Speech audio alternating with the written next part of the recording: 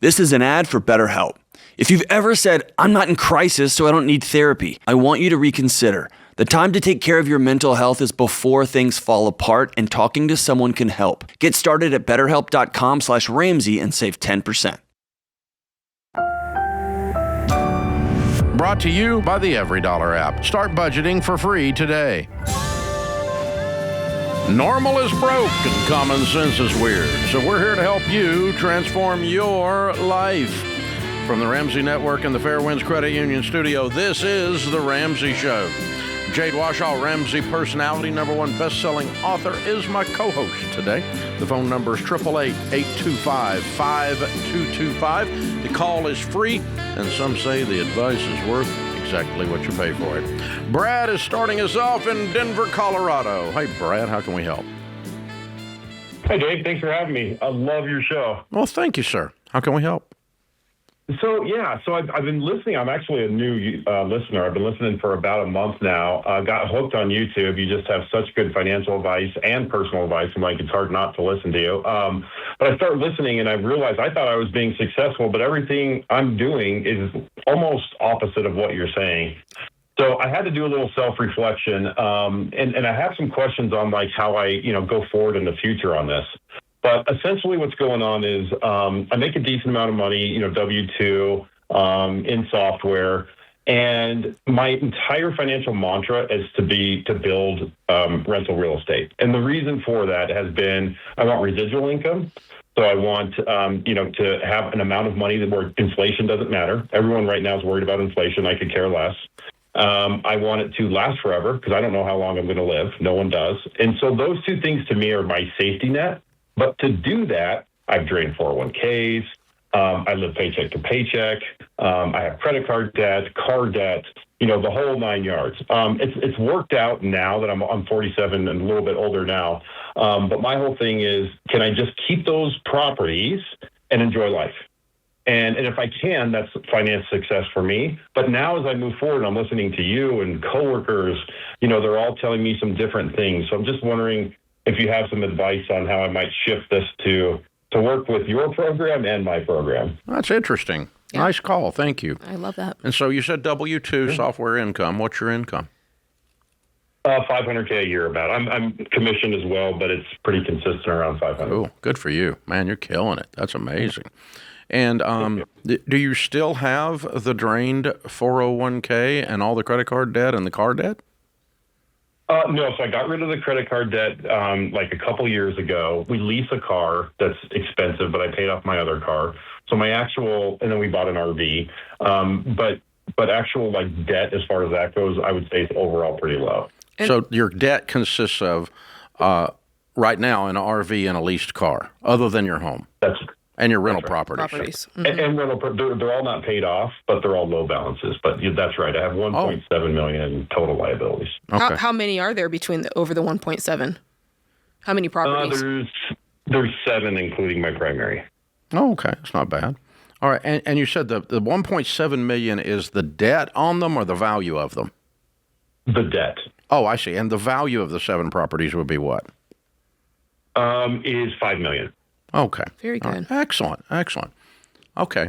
So the negative things that you mentioned, you've almost done away with, and that's the drained 401k and the use of consumer debt while you were running up these rental properties, because those things are obviously destabilizing your original plan. Right. And you realized that without ever having heard of Ramsey, it sounds like. And it sounds like you were already moving away from that. And that's wisdom. So I don't know why you couldn't work our baby steps from this point forward, clear up the RV and the car lease quickly and make sure you have a good emergency fund, and then make sure you're starting to fund your 401k aggressively. And meanwhile, I'm going to start using $500,000 a year to pay down these rental properties. I'd probably work me a little rental property debt snowball up in baby step 6. Yes, I love that idea. Would you sell some to get rid of debt just to be debt free, or are you okay with having some of that debt? I would, but I wouldn't prescribe it for you as your first step. Unless there's one that is not flowing well. Yeah, and there's one you don't like that's got some equity in it. I'm not fond of this property. Like I've probably got I think I got 15 houses left, and I've been moving everything over into commercial, into commercial properties. And I've definitely, out of those 15, I got a couple of them that I don't care if I ever sell them, and I got a couple of them if I could sell them today, it wouldn't make me mad, right? And I'll roll those with a 1031 over into the other. They're paid for, of course. But if you kind of picked out that way and you said, okay, out of the 7, there's 2 I don't even like, and it kind of accelerates this get out of debt plan to dump them and roll the equities into these paying down debt on the others, yeah, I'd probably do that. But if you love all 7 of them, they're solid, and you want to just systematically work through them, you could be debt-free in about 5 or 6 years. Yeah, so to be, and I'm going to ask this question on your behalf, because I think a lot of people wonder about this, because I think the response from most people is, oh, this is Dave Ramsey. He's going to say, sell the properties to pay off the debts on the other properties and get debt-free tomorrow. Dave, explain your mentality on why this feels okay for you. Okay, that's a good question. I like that.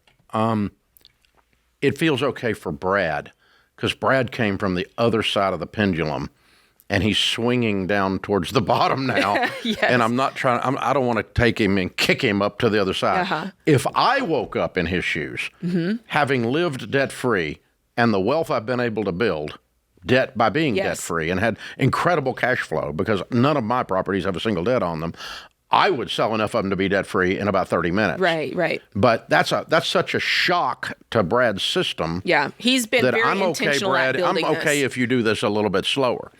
But but mathematically and in congruence with what we teach, I do honestly believe, and I've proven it with my life and many others, that if you sold off enough of it to become debt-free, in other words, if you had 3 debt-free properties and you didn't have the total of $5 million, you had a total of 3 or 2.5 or whatever, versus 5 leveraged, I think 10 years from now you're going to be glad you did that financially, mathematically. But I'm not going to try to get you there today. You're 3 YouTube videos in, man.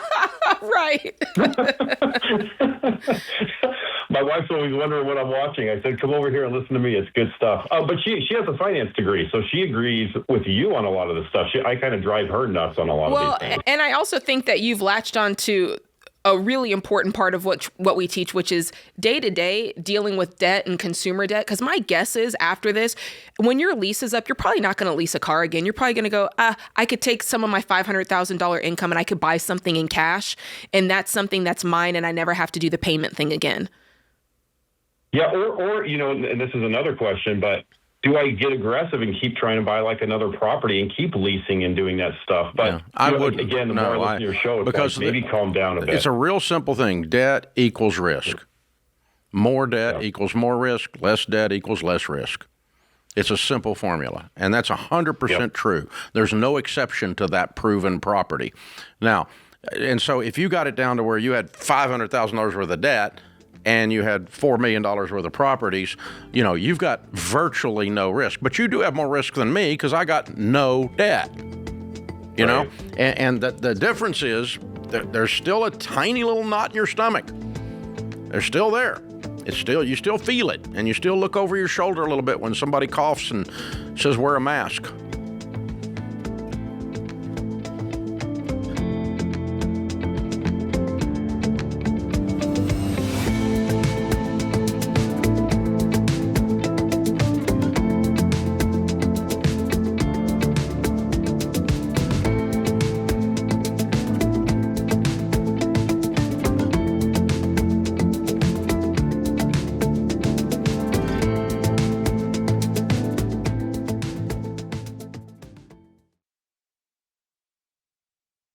One of the first things I discovered working in the financial world is how absolutely devastating it is when the breadwinner of a family dies and there's too little life insurance or none at all. Grieving families are suddenly left behind, scrambling to pay bills and trying to make ends meet. I also discovered that there are a lot of rip-offs in the life insurance world, like that whole life crap posing as an investment opportunity. What you need is level term life insurance, usually 10 to 12 times your income, which is the smartest, most affordable way to protect your family. The key is finding an independent broker who represents a ton of companies and works for you, not for the insurance company. This is exactly what my friend Jeff Zander and his team at Zander Insurance are all about. They shop the term life companies to find you the best options, and they've been around for over 95 years. So you know they'll be there when you need them. Zander is the real deal. And that's why they've handled all my personal insurance for over 25 years. I trust them, and you can too. Visit Zander.com for instant online quotes, or for a more personal touch, give them a call at 800-356-4282.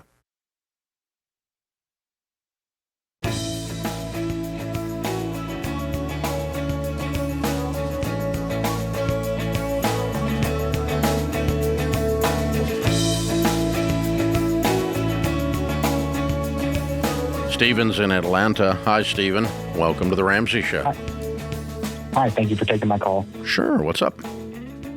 Okay, so I just need some advice on how to approach my employer about something. I've been with my job almost 7 years, 6.5 to be precise, and I've realized over the years 2 to 3 hours at times of volunteer work turned into over 1,000 hours of unpaid work, and I'm an hourly employee.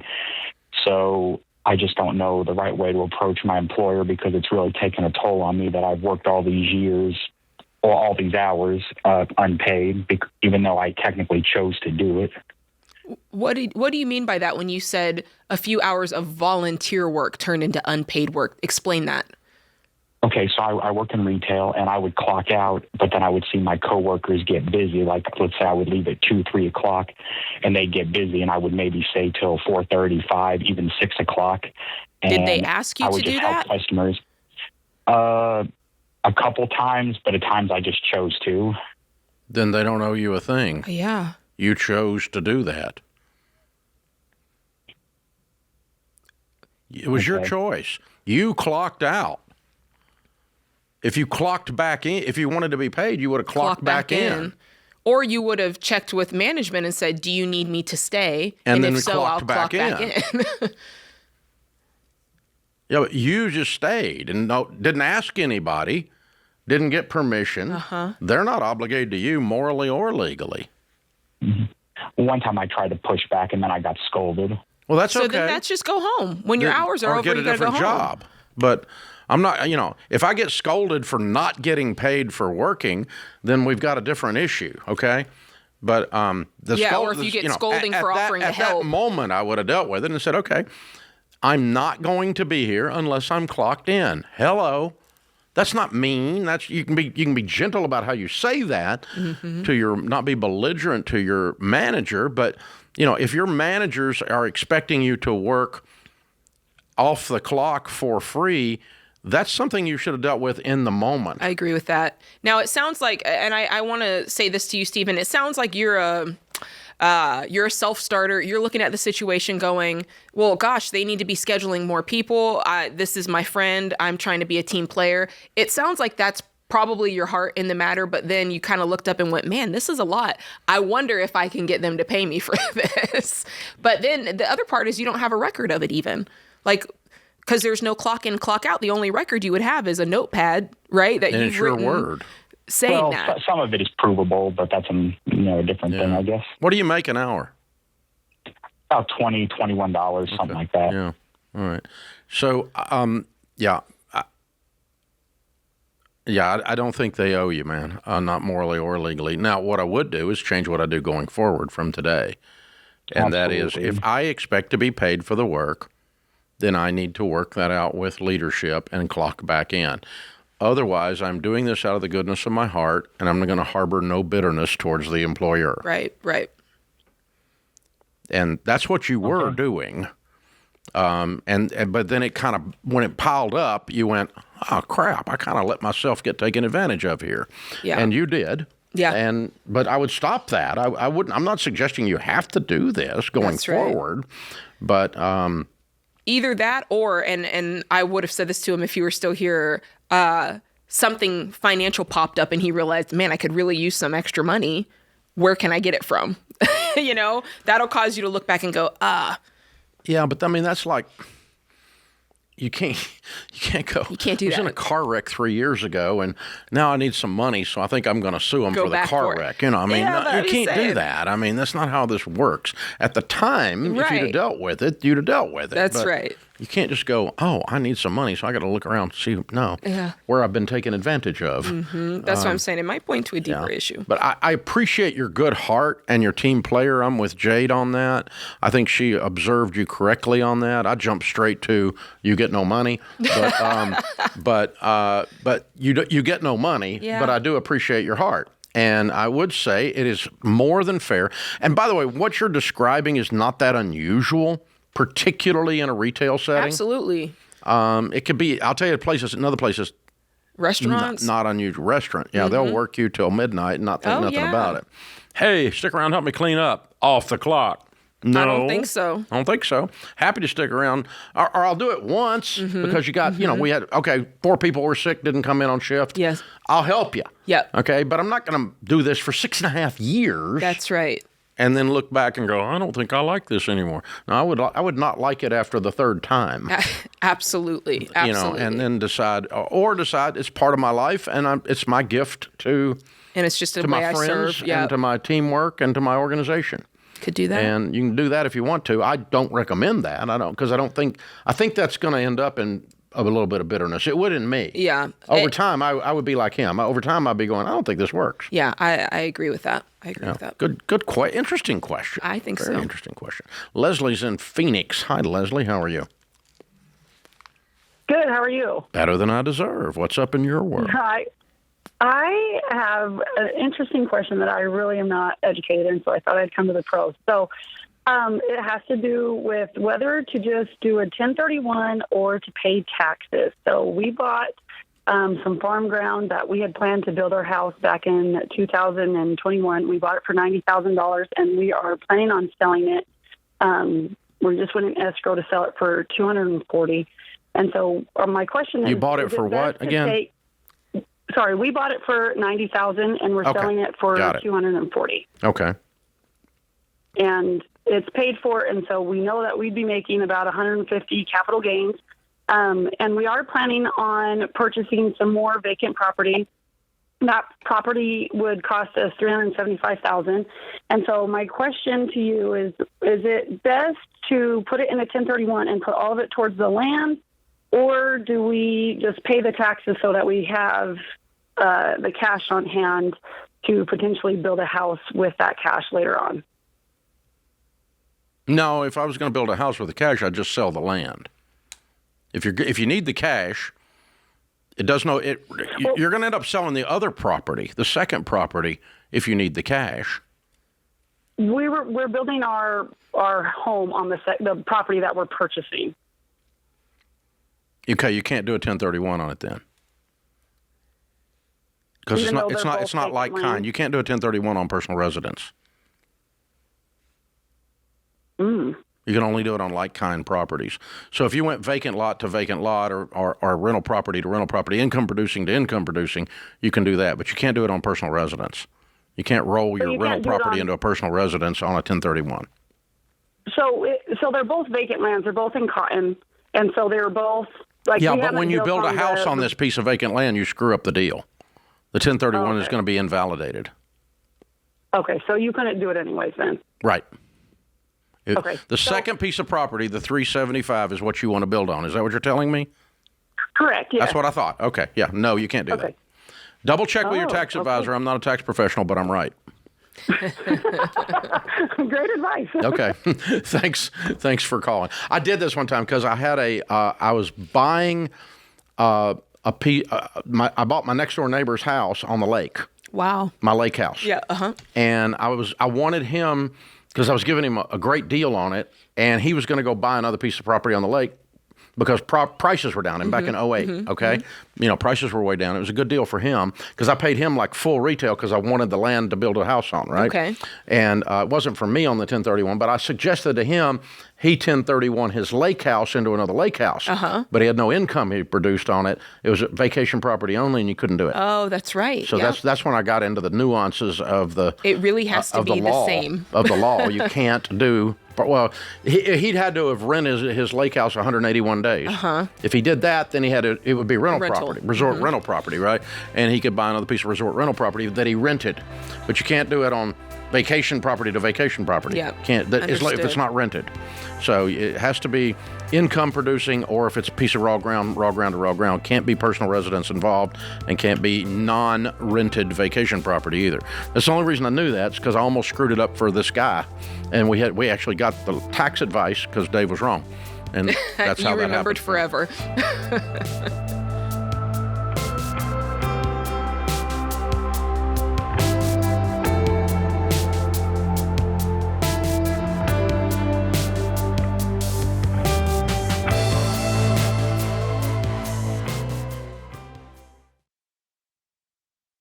Buying a home is one of the biggest financial decisions you'll ever make, but too many people base the decision on opinions or what the market is doing that week.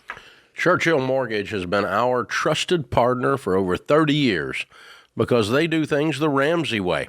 A lot of people think buying a home starts with going to a bunch of open houses. But if you're buying a home the right way, you start with a budget and a trusted guide like Churchill before you even think about house shopping. Churchill will show you the real numbers, not what a bank will approve.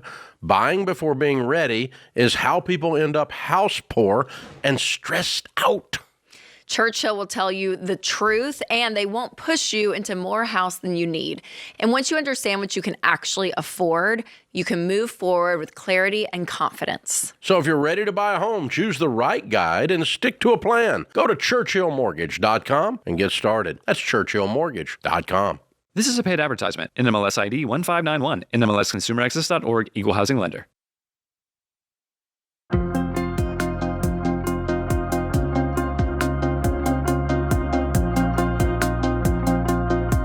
Well, it's May, and the Ramsey Cash giveaway has begun. You can enter every day from May 1st to May 31st for one grand prize winner. We'll get $10,000, and there'll be a $500 winner every week. No purchase necessary. No salesman will call. You can enter daily to increase your chances of winning.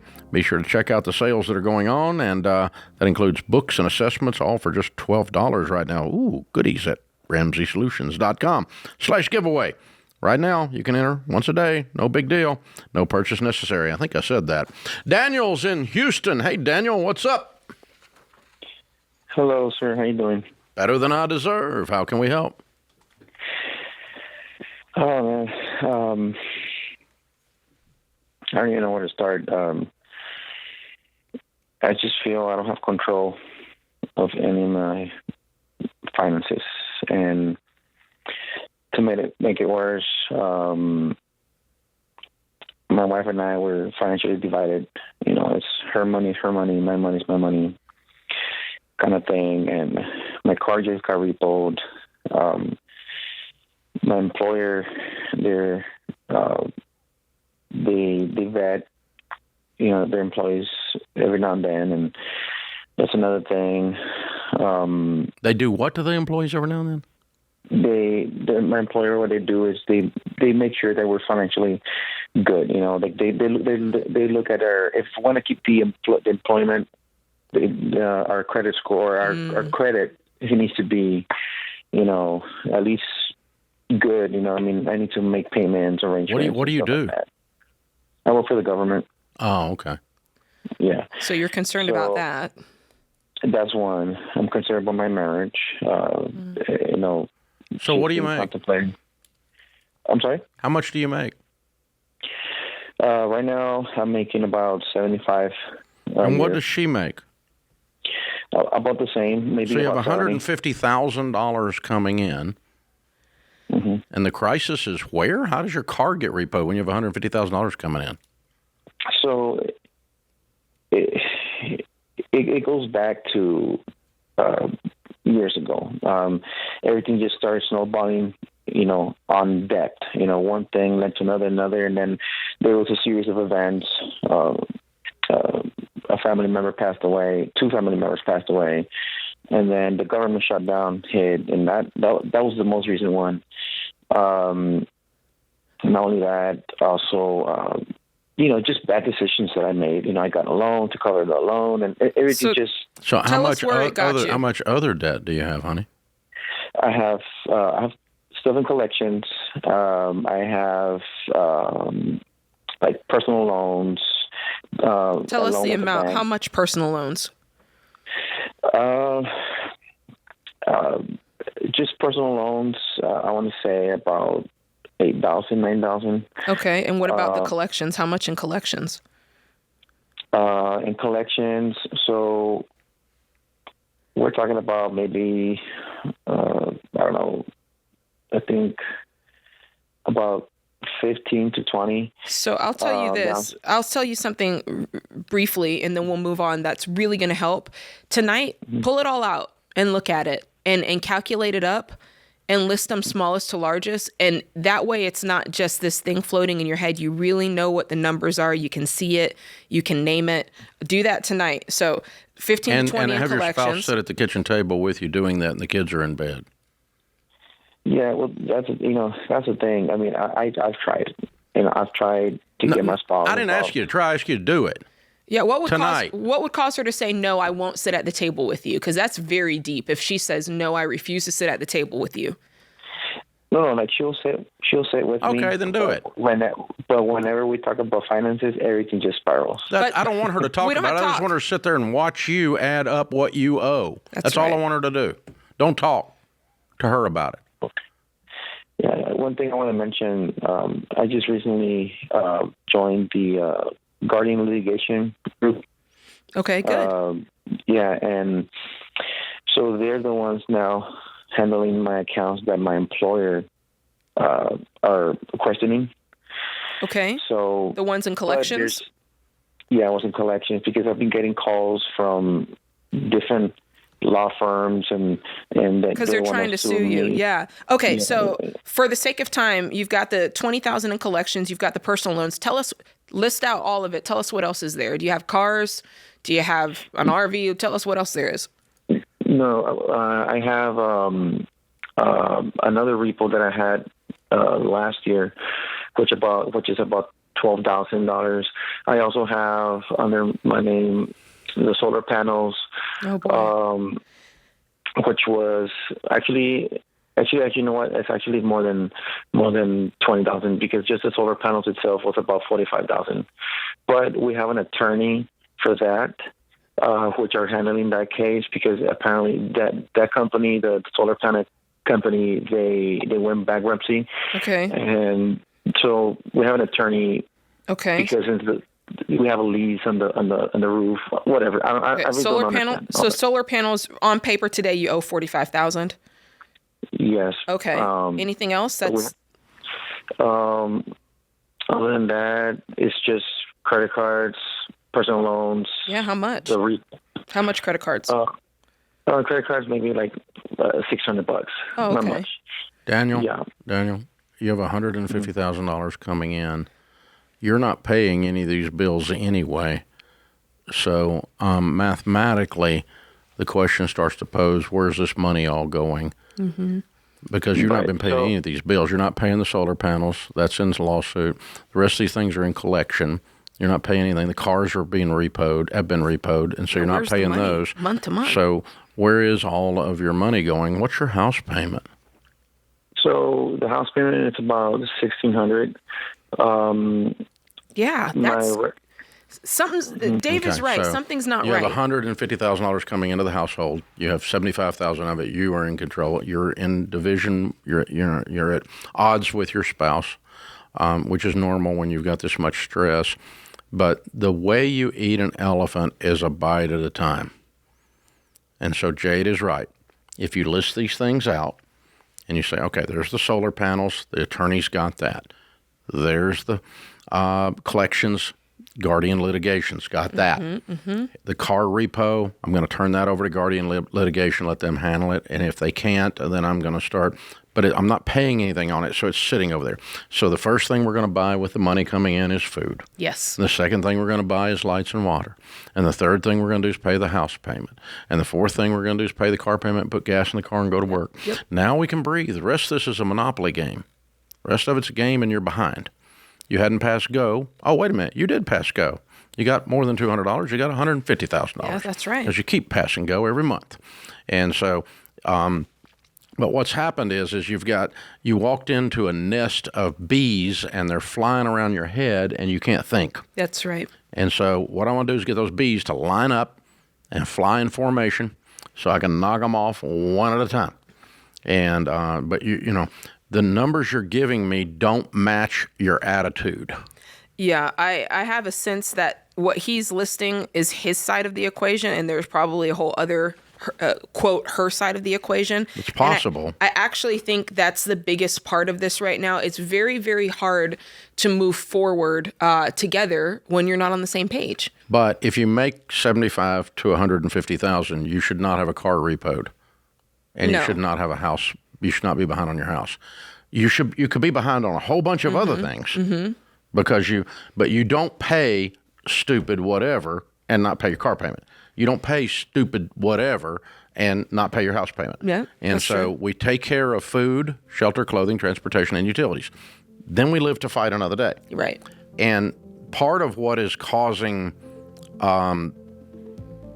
your lack of energy, your lack of hope in your voice is that you have no semblance of any kind of an attack plan. And we're giving you an attack plan.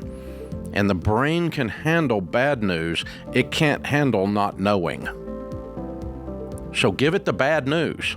Yeah. Load it up tonight. Give her brain the bad news. Let her sit there and look at the mess tonight with you.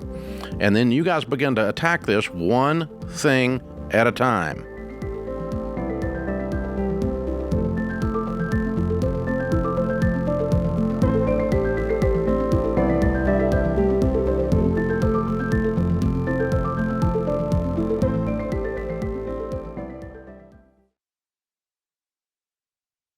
Hey guys, healthcare is one of the biggest stress points in your budget. It's confusing, and most of the time it feels completely out of your control. But there is a better way to handle it. Christian Healthcare Ministries isn't health insurance. It's a health cost-sharing ministry where Christians share each other's medical bills. And it's not a new idea. CHM has been around since 1981. It's predictable and proven, and they've shared over $13 billion in medical bills for their members. Plus, you get more flexibility. There are no network restrictions, and you don't have to wait for open enrollment. Now, let's talk about how CHM helps your budget, because programs start at just $115 a month, and many families save hundreds of dollars a month compared to traditional options. So if you are tired of feeling stuck, check out Christian Healthcare Ministries. Right now, CHM is offering new members a 50% credit towards their first month of membership. Go to chministries.org/budget and use promo code Ramsey. That's chministries.org/budget and use promo code Ramsey.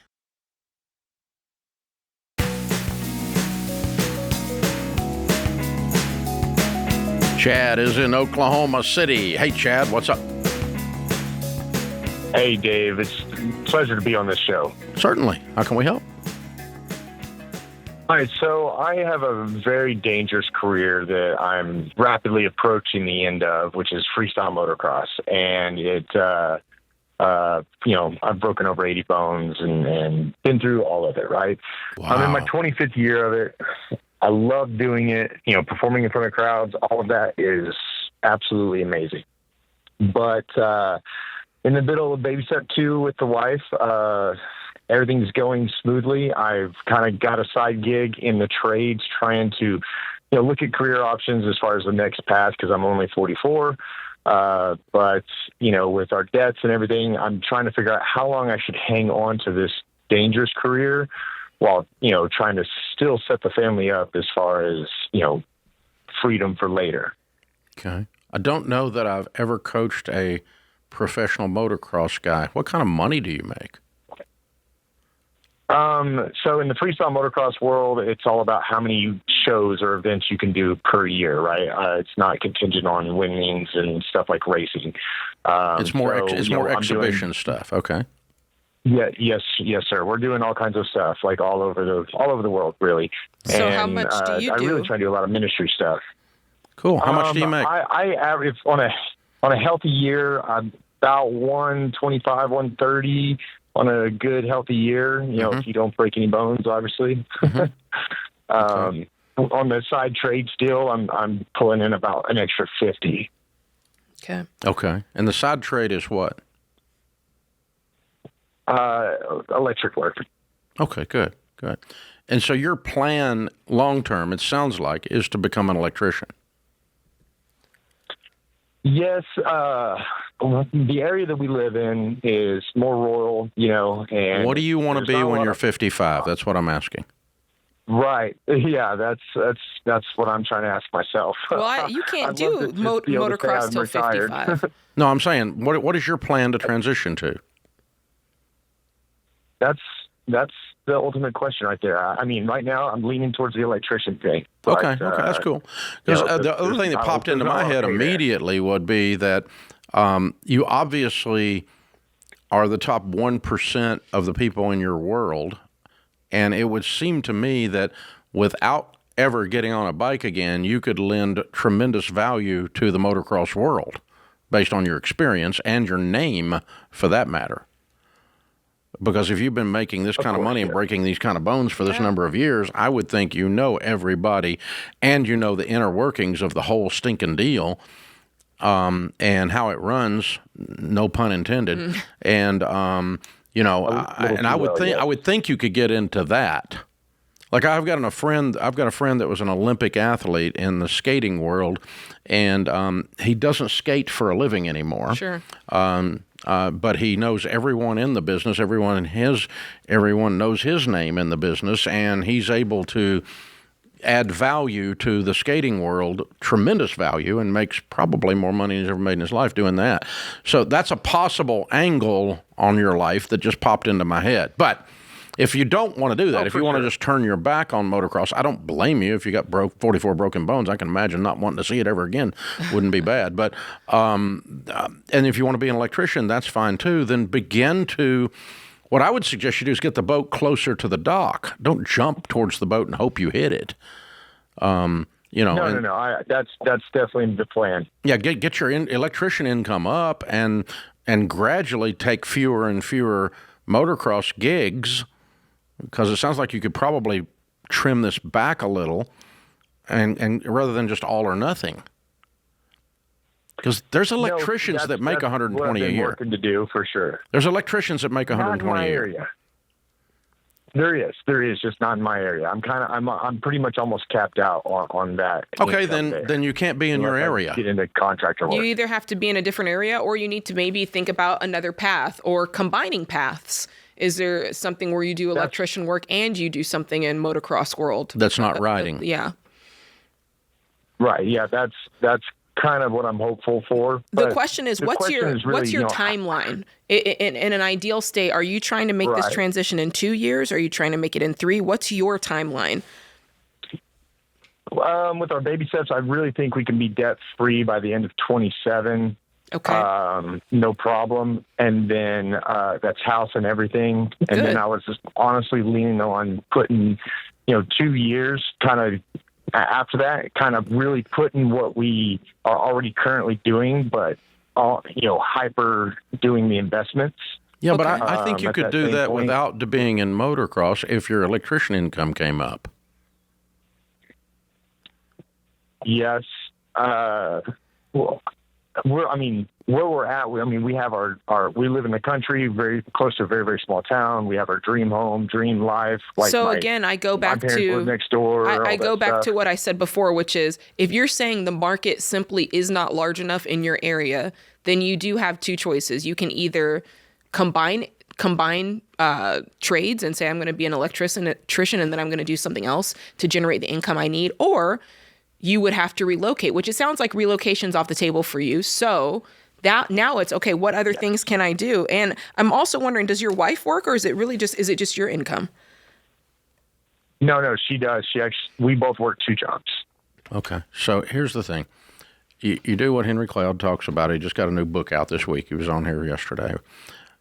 What is your desired future? Okay. And you put a timeline on it. And you say, okay, my desired future is I don't want to ride a motorbike more than 2 more years. Or whatever. You decide. Yeah. And then you ask yourself, what must be true for me to be able to do that? That's not true today. And what we've been sitting here banging on is your income has to be up in the other stuff. Yeah. And I don't know how you do that or what you have to give up to do that. But you're either going to be riding motocross or you're not going to be living there. You're either going to be riding motocross or you're going to get your dadgum electrician income up. I mean, if you want to stop one and start another, you've got to, you got to figure out what it is you're going to do. And then you got to say, what must be true? How have I got to do that? Well, I can't do it with electrician. Okay, how can I do it? Well, I can't do it with electrician and live here. Then I got to move. Yeah. Or, whatever it is. Something's got to shake. Whatever it is. But you can't just go, I'm suddenly going to live on half of what I've been making.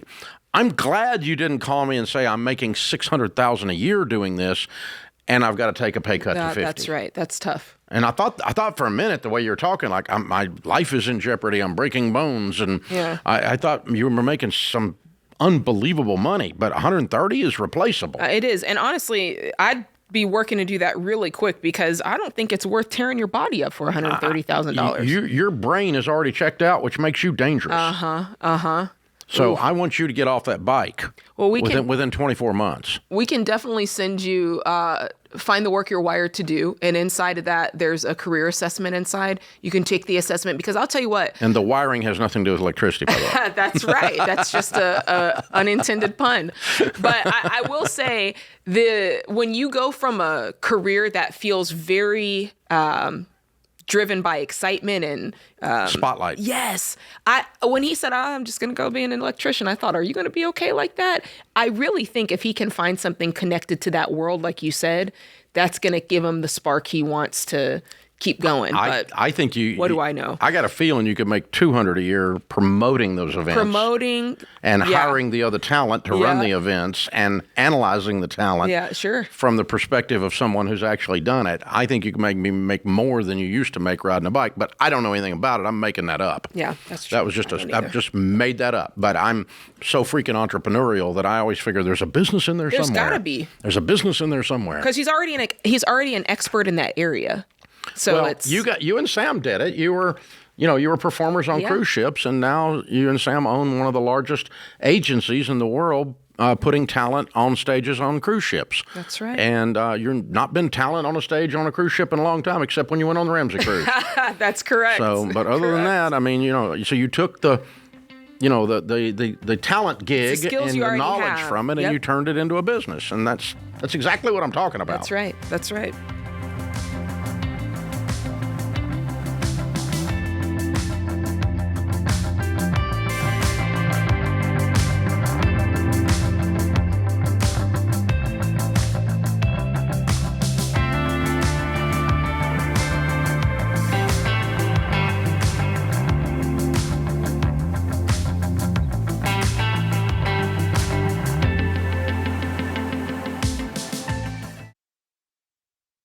If you run a business, you already know this. Bad information leads to bad decisions. And right now, AI is everywhere. But AI is only as good as the data behind it. The best AI is built on the best data. That's why I recommend NetSuite.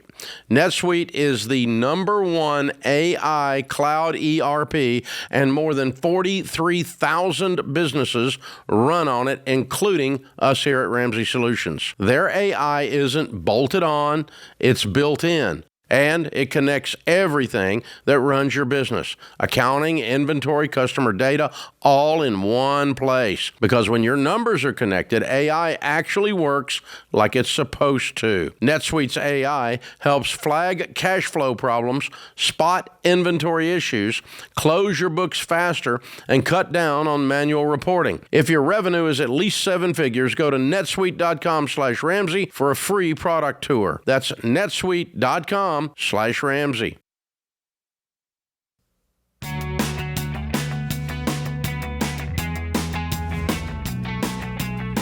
Welcome back to the Ramsey Show in the Fairwinds Credit Union studio. I'm Dave Ramsey. Jade Warshaw, Ramsey personality, #1 best-selling author, is my co-host today. Carla is in Pensacola. Hi, Carla. How are you?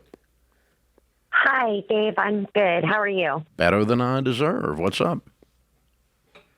So my husband and I, we had a catastrophic, life-changing event November of last year. I was diagnosed with stage 4 bladder cancer. Whoa. And yeah, it's been a humbling experience, to say the least. We own our own business. I thank the Lord that we had a savings, personally and business-wise, but we have since lost everything. Everything has, well, I say lost everything. All of our money is gone. So we're starting from ground zero again. How are you doing? I'm doing better. Also, with the blessing from God, I just got my latest PET scan, and the cancer is diminishing. Oh, so good. we are on the right track. Amen. That's what's important. Yeah. Money Yes, comes and goes, but you gotta protect Right. that. Wow. So you Right. didn't have health insurance? No, unfortunately, I did not. Why? Neither one of us had health insurance because we were young in our minds and naive and just pretty healthy. Neither one of us ever get sick. How old are you? And then I'm 53. So what did these bills amount to? Oh, they amounted to, we're well over $100,000, but And how much did you have in savings? we had about $100,000 combined, personal and business. And Okay. that's And what the bills we were used about for the last 100. 7 So months. you cleaned out Right. your cash, but you haven't lost the business. No, that is correct. How With are the help you? of, How are you continuing to pay for your medical care at this point? right now, I have, because I cannot work, I have been approved for disability. Okay. I will get my first paycheck from disability June 3rd. And how much and is that that? will be $1,900 is what I've been approved for a month. And in the meantime, I mean, I go back to my first question, which is how are you paying for your care? I'm on Medicaid now as well. Okay. Okay. Good. Good. We purchased in January a healthcare policy, but that was costing us over almost $1,000 a month. Then in the midst of that, in February, I got approved, but then of course the system, I didn't kick in until March. And so, yeah, here we are. Okay, so with now you I've fighting been with you told- fighting cancer, and you have a $1,900 a month income, you've cleaned out your savings, and your husband's running the business, I assume. What is he making? He is just now returning back to work. What is the we business? anticipate the business is truck driving. Okay, all right, and so his income's going to come back now. Partially, because still has to come back to me every week for my Right. chemo treatment. And Sure. what will he be Because I making can't part-time? He will be making approximately $1,000 a week is what we're hoping for him to be able to bring home. Okay, But so the now we got business will be making $6,000 a month to work with, and this is devastating. I'm so sorry you've been through this. So what I want to give you permission to do is to live on $6,000 a month, making sure that your health treatments continue. Okay. Until you Can I get throw this beat. another loop in? Yeah, when you get this beat, What? then you go back to work. He goes back to work, and we get our income back up, and then we can rebuild with that. Can I throw another wrench in the Sure. pile? My father just passed away also. So I just inherited his $60,000 worth of debt. Yeah, honey, you don't inherit debt. Well, it's a house. Well, sell it. Okay. Sell it. Yeah. Yeah. What's it worth if you sold it? I have no idea. More than right now, 60,000. It might end up being a blessing for Right. you. Okay. Right now I'm dealing with squatters in the house, trying to get them out. Well, evict them and get a good real estate agent. Get the squatters evicted. Get the house sold. You're fighting chemo. You don't need to fight squatters and chemo. Let's just pick one. Okay. I'll pick the cancer. Let's beat that one. And get a good real estate agent. Go to RamseySolutions.com and find one of our Ramsey Trusted Real Estate Pros and tell them you're struggling with cancer, your husband's on the road trying to make a living, and you got this house you need to get flipped, and you got to get these people flipped out of it and have them run it down for you, and they can pay the attorney out of the proceeds of the house to do the eviction on the squatters. Okay. If he just passed away, how come there's already squatters in it? That's weird. He passed away in March 25th. Yeah, but I mean, were they lined up in the street ready to jump in the house? Was he just not in the house? Was he in the hospital for a long time? He was in the hospital, and he stayed with my aunt, his sister. So it was empty a lot, and it looks like nobody lived there. The house has been in our family for 4 decades. Is it in good condition? It's not going to be anymore. No, I know. You can't have it. You have enough on your plate. You don't need to evict squatters, renovate a 4-decade-old property, and be screwing around with all that. You need to fight cancer and win. Concentrate on what's important. This is a distraction. Okay. Cut it loose. Make your life simple. I'm going to laser focus chemo and beat cancer. Chemo, beat cancer. When that's done, we'll rebuild our savings, and part of what will help us do that is the sale of this house. And that's what you got to do. The problem is when all this stuff starts coming at you, folks, from 14 different directions, you got to choose your battles. And, you got to pick out which thing you're going to take on first and take on the most important thing, and that's called living. That's right. She's been, when it rains, it pours. And I mean, she's been through it. But for anybody listening right now, the takeaway from this is, oh my goodness, need insurance? You got to have it. You got to have health insurance. You got to have life insurance, term life insurance. You got to have a will. All of these things are there because you're moving the risk off you onto somebody else because they're all there. Everybody wants to be healthy forever. Everybody wants to live forever, but that's not the case. It's just not the case. There we go. That's it. Oh, boy. So, you have to play defense. And here's the thing. The number one cause of bankruptcy is not credit card debt. It's medical bills. And it's not medical bills from people that had health insurance. Because if you got health insurance, you got a deductible you meet, and then you got 80/20 or whatever, right? And you can work your way through that if you got an income. Yeah. But if you're sitting there with no health insurance and you take a $100,000 pop and you're a truck driver, whew. Yeah, you got that's getting your face knocked in. And if you're looking, check out Health Trust Financial. They can help you find the right policy for you. If you're looking for term life, we're always going to recommend Xander Insurance. If you're looking to make a will, we're always going to recommend Mama Bear Legal Forms. They're there. Yeah, we've got all of these advertisers we put in place to do the stuff we teach you to do.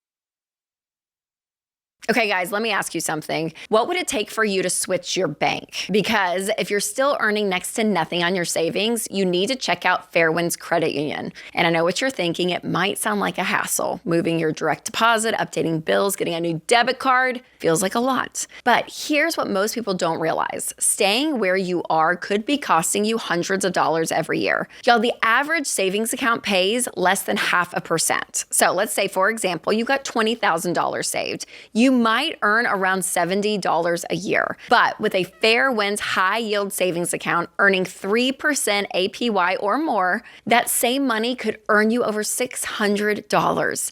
And that's real money that you can use towards the baby steps. So don't let temporary comfort keep you stuck. Check out the Smart Bundle from Fairwinds Credit Union. You get a high-yield savings account, a no-fee checking account, and the Ramsey Be Weird debit card. Go to fairwinds.org/Ramsey to learn more and make the switch today. That's fairwinds.org/Ramsey, insured by the NCUA.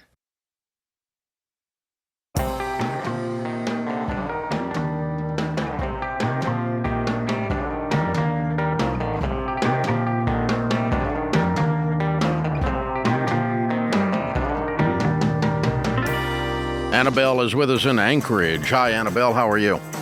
Hi, I'm doing great. How about you? Better than I deserve. What's up? Well, first, it's an honor to talk to you both. Jade, I'm in the middle of your book right now. And Dave, I'm in the middle of Total Money Makeover as well. Wow. Very good. You're caught in the middle. So, yeah, with that said, you guys have been working on me for about the last 6 months. I've been diving into the podcast. And about the last week, I committed to the program. I increased my income. I got a second full-time job. And this morning, I set up my EveryDollar budget. Wow, look at you. Cool. Wow. So what do you think? I'm How do you ready feel? to go. So I was like relieved to the point of crying. Good. Because you have a plan and you're back in control. So, Jade, and that was because of you. So in your book, I think you said that it's scary when you don't have eyes, and you actually be surprised at how much fear goes away when you just actually add up all the numbers and see what it is. That's right. That's right. You can actually get a handle on it. Mm-hmm. Yeah. Oh, gosh. Sorry. It's okay. What you're experiencing is it's exactly right. It's called relief. Yeah. Yeah. All right. So, all right. Let's collect ourselves. So I'm a local dog trainer. I've been self-employed here in Alaska for the last 7 years, and I've been afraid to do this because my income is so volatile. It's hit or miss with the economy. So I didn't want to make any more dumb butt decisions. So I went out, like Dave said to do, and I increased my income. Good. I became a correctional officer. So now my base income is not zero. Great. Which is fantastic. But I had a question about the sinking funds. I am going to need winter tires in October. And while I am budgeting for that, is that considered a sinking fund or a budget item? And what's the difference? For where you are, I would consider that a sinking fund because generally a sinking fund is something that you cannot pay for in 1 month's cash flow, right? It's something that's like, hey, I kind of have to save up a little bit for this. And my guess is that that's what this is for you. How much are the 4 tires going to cost you? $1,200. $1,200, exactly. And my guess is you can't cash flow that in a single month in October when you need them, or can you? Maybe you can. So I would have to take from my margin, which is currently all being poured into my debt. And so I could cash flow it. How much margin do you have? About $2,600 a month. I mean, honestly, that's totally up to you. If you wanted to do it that way, if you feel like, You're what, I'm taking making from the margin either way. Yeah. You're either going to take from it a little bit for 3 months or 4 months, or you're going to take from it a lot in 1 month.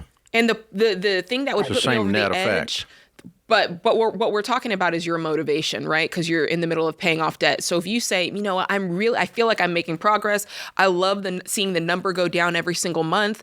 If that's where you are right now, then I would say hold it off until October and then just do it in one shot. And that keeps you feeling motivated. And October's not a good debt reduction month, and it's the snow tires' fault. And that's okay. Yeah. Okay, I can do that. Yeah, I like that for you. And in October, there is a little buffer here in Alaska because we get the Alaska PFD. So that's an extra $1,000 or more that we get from the state, every state resident. So now we got $3,600 that month in margin minus $1,200. So then you really won't feel it. You won't hardly notice it. Okay. Yeah, that's perfect. I didn't even think about that. Yeah. Alaska's going to buy your tires. Yes. Finally, the taxes. Yeah. I love that for me. All right. Well, that was my question. Can I ask one more? Sure. How would I do that? Another thing that I went ahead and did was I signed up with Xander for life insurance. Good. And that's a budget item. Okay, that's a budget item. Monthly. Okay. All right. That's a cost. That's a cost of being alive is having health and having life insurance. All right. Hey, we're proud of you, You're by the way. You're doing so good. Yeah, you are. Thank you so You're much. actually coachable. You're amazing. Yeah. Well, I waited 6 months to call, so I made sure I was. Yes. Oh, well, I wanted to you're have our that prize drive in my student of voice. the day. You get an apple. Yes. Oh, well, thank you so much. You guys have a wonderful day. Yeah, you too. That was fun. It's a great call. Yeah. Well, the thing is, here's what's interesting, and what I want people that are out there on the edge and they haven't decided whether they're going to do this or not, the tears and the emotion comes from not being out of debt because her life mathematically has not changed a dime yet. That's right. Yet. But it's actually seeing a light at the end of the tunnel that is, for the first time in your life, is not an oncoming train.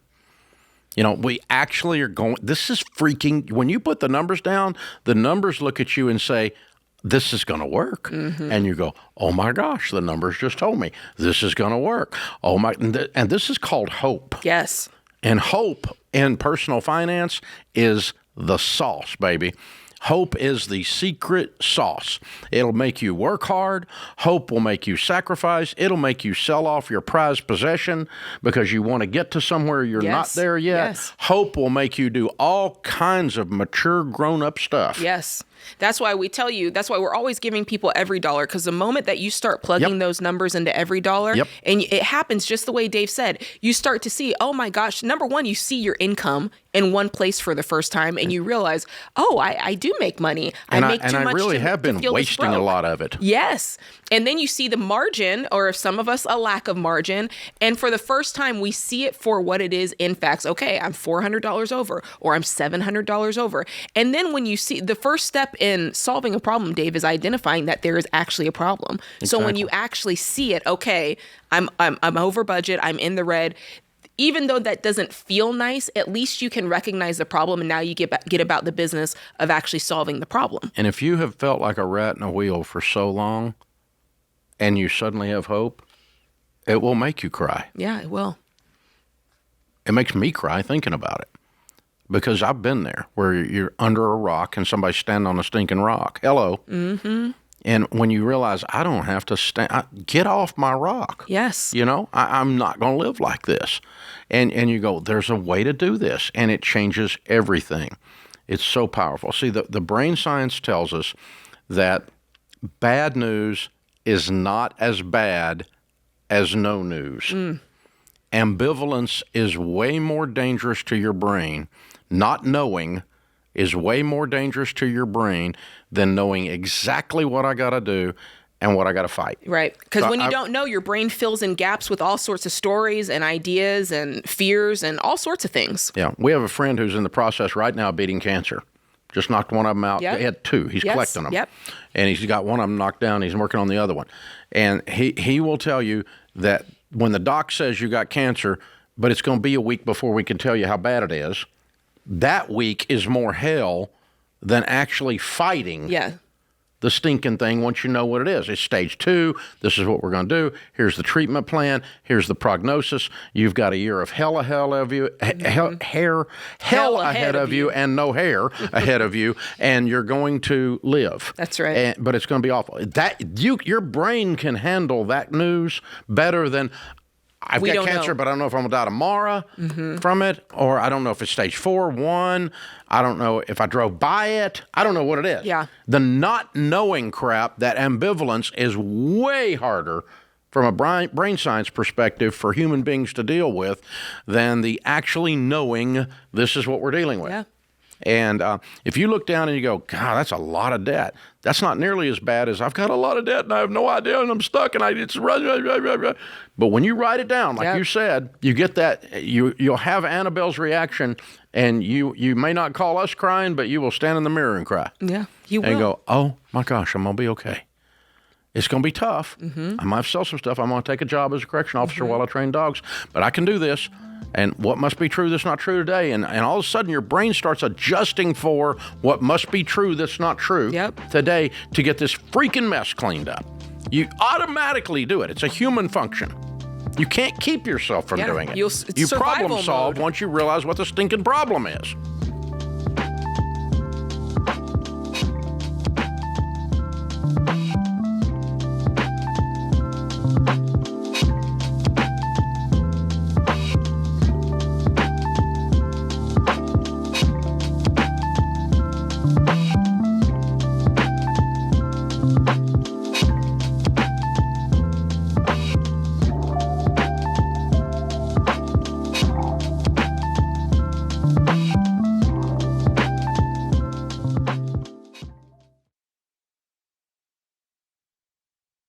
George Camel here. Let me give you 3 signs it's time to stop hoping your debt problem goes away and actually take action to fix it. If you've defaulted on a debt, if collectors are calling nonstop, or if you're facing a lawsuit or think one's coming, You don't just have a debt problem anymore, you've got a legal problem. And that's why I tell people about Guardian Litigation Group. Because here's the thing, if you're behind on your bills, doing more of the same is not going to fix it. You need a different plan. And Guardian Litigation isn't just another debt relief company making promises they can't keep. They're an actual law firm. And from day one, you get an attorney who represents you. So when collectors start pushing, you're not guessing. You've got someone in your corner who knows how to respond when your debt problems escalate into legal problems. So don't wait for it to get worse. Go to guardianlit.com/Ramsey right away. That's guardianlit.com/Ramsey. Attorney advertising. Results may vary and no specific outcome is guaranteed.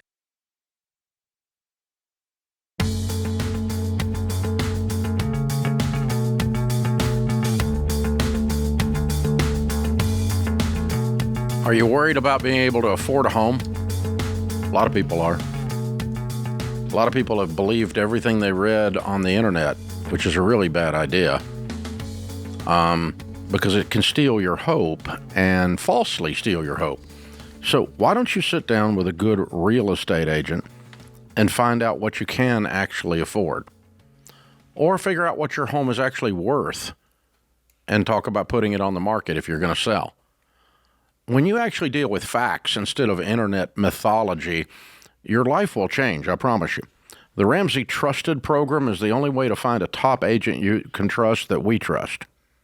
And they'll make your home a blessing, or buying of a home not a burden and be a blessing, because you'll be dealing with reality, not internet mythology. See, if there is a reason for you to be worried about something, I will tell you. I believe in it. I'll tell you bad news. I don't mind. But I'm also not going to allow the hope stealers out there to steal your hope falsely. I mean, if you make $40,000 a year and you live in Los Angeles, you're not going to buy a home. That's the truth. You can't afford it. That's right. Okay? That's the truth. You have an affordability problem. But most people aren't in that situation. Most people actually have just believed all the stuff that their bullcrap friends are telling them. So find a local Ramsey Trusted real estate pro for free at RamseySolutions.com/agent, or click the link in the description. Our question of the day is brought to you by Why Refi? When you fall behind on paying your private student loans, it can feel like your life is being held hostage. But Why Refi helps borrowers explore a fresh start with a low fixed-rate refinancing and a payment plan designed for your ability to pay. Wow, don't you wish you had that for the other kind of student loans? Visit yrefi.com/Ramsey. That's the letter YREFY.com/Ramsey. Might not be in all states. All righty, today's question comes from Paul in Ohio. He says, I'm debt-free and almost have my emergency fund in place. Once that's done, I want to upgrade my vehicle and I'll pay cash. How do I handle a dealer that I know will be pushing financing, even just for a short time, so they can get a better profit margin? I'm determined to walk in with cash and take it home the same day. I love this question, and I think it's great. You're going in there, you're paying with cash. And I think the first thing is you've already decided that you're paying with cash, so there's no way you're getting into financing. So you've already drawn that line in the sand. And I'll tell you, for me, I think the best way to handle it is I've done it the wrong way before, but I don't tell them that I'm paying in cash until we've negotiated the price. Because if you walk in and say, I've got cash and this is all I got $30,000 and nothing more, they kind of lose interest in the deal in many ways, especially if you've made it very clear that you're not financing, because you're right. They're not making as much because financing, there's a kickback, there's add-ons that they get. They earn more off people who finance the car. So I wait and I say, let's just talk price. And let's get the price to where we both agree and where I agree. And then I can let loose, hey, and by the way, I'm paying cash. And they usually don't like that very much. And they're going to try to push for you. Even if you just finance this much, you could pay it off next month. They're going to do all those things. And you're going to say, no, thank you. And then they're going to act like they need 10 people to approve your check. And they don't. And it's just a lot of rigmarole that you just have to say, this is the way they're going to act, but this is the way I'm going to act. And like I said, before you even tell them that you're, paying cash, that's the time where I'm trying to negotiate. Okay, can you take the document fee off? Hey, I don't want the extended warranty. I'm telling them everything up front. We're locked down on the fee. And then I slide the cash over and it's done and done. Dave, what do you think? That will work. There's nothing wrong with that plan at all. The more expensive the used car, the closer I would stick to that strategy. Mm-hmm. If you're buying a $5,000 or a $10,000 used car, they're not making a lot on the financing. Yeah.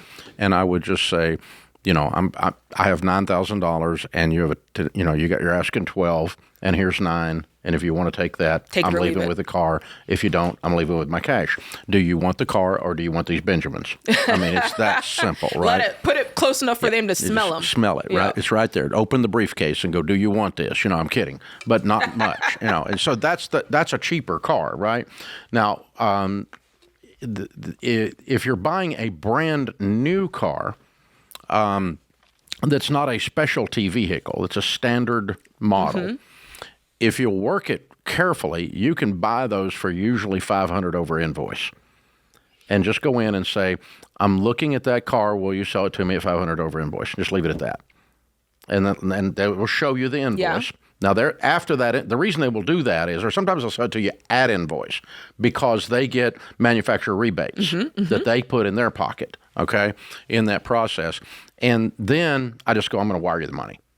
And that's that on that. Yeah. Yep. Now, if you're buying something that is there's a shortage on that vehicle. It's more of a specialty high-end vehicle of some kind. They may be marking up above MSRP on that, like the Raptor that I drive, that Raptor R. You know, that thing, they only get a handful of those, and they often sell for more than sticker. Right, because there's more demand. Because they can easily, they get 2 per dealership or something. They can easily get that. But that's an expensive, specialty, rare vehicle. Very unusual deal. So there are a lot of different ways to approach this. But yeah, if you nail it down on invoice, you get the exact same treatment you're doing, and you go, and no, I don't need them. I don't need the ceramic coating bull crap. I don't need all the bull crap. Man, they can shovel. A car dealership can shovel more bull than anybody I've ever seen in my life. And I got a lot of good friends that are car dealers, and they laugh at me, and we joke when we're hanging out together. Ramsey, you're the bane of my existence. But because I can't. Nobody will lease a car because of you. And I'm like, that's because I'm doing my job better than you're doing yours. Oh. So there you go. Shots fired. Jay is with us in Los Angeles. Hi, Jay. How are you? Good. How's it going? Better than we deserve. How can we help? So the reason for my call is I'm self-employed. I'm a contractor, and I make decent money. I've only been doing this for going on 2 years now, but I've been in this line of work for a long time, so we've picked up work pretty quickly. But I'm having trouble getting my wife on the same page. I would like to eventually buy a house and pay off debt, but we've been arguing a lot lately. What are you arguing about? As money comes in, she has all these ideas of what she wants to spend on. And sometimes for the sake of not fighting, I'll kind of let it go. Ideas like what? You mean she wants to buy food? Well, she'll buy food she eats out for every meal. Okay. And then we have our house looks like an Amazon warehouse. Oh. It's like she's just overspending on stuff. Yeah, and then it's like friends' birthday parties, friends' kids' birthday parties. Let's get them this. Let's get them that. It's my mom's friend's graduation. How long have you been married? Just like anything. 2 years as of last week. About the time you went in business and started making money. Yeah. Mm. What does she do? She's a stay-at-home mom. We have 2 kids together. Yeah, okay. All right. And what are you bringing in from the contractor deal? What's your net profit that you pay taxes on in a year? So last year, net profit was about $187. This year, gross, I'm on track to make about $450. But we don't have anything. I made $30,000 gross in the last 2 weeks. I took home about 16, and we're down to about 2,000. Okay. Well, I mean, obviously you have a marriage problem. You don't have a financial problem. And so the two of you need to sit down together and say, honey, I can't live like this. You're killing me. We're going to have to get on the same page. We're not in Congress. We can't spend like we are. And we're going to have to get on the same page. And yes, you need to buy some things, but I am unwilling to make $400,000 a year and be broke. I'm not going to live like this. And so if we can't sit down here at the kitchen table and work that out like two adults, then we're going to have to sit down with a good marriage counselor.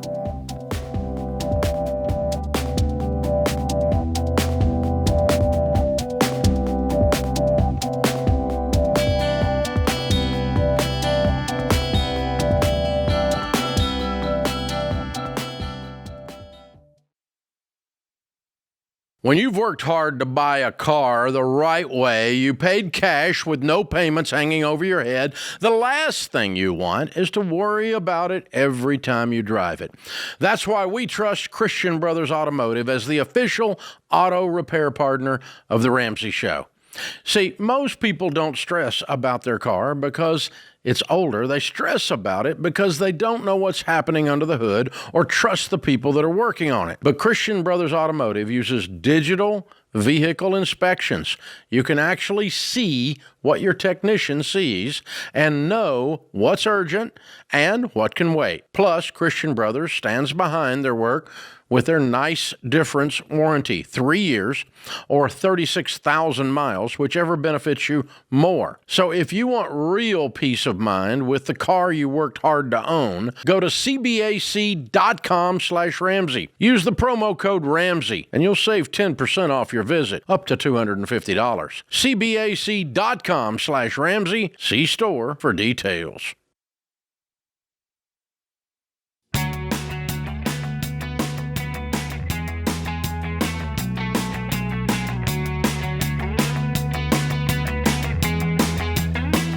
So as we survey our audience, one of the things you guys always bring back to us is, hey, you remember that call, the weird thing that happened on the air? Whatever happened to that guy? And we always answer, we don't know, because we have no idea what happened to him.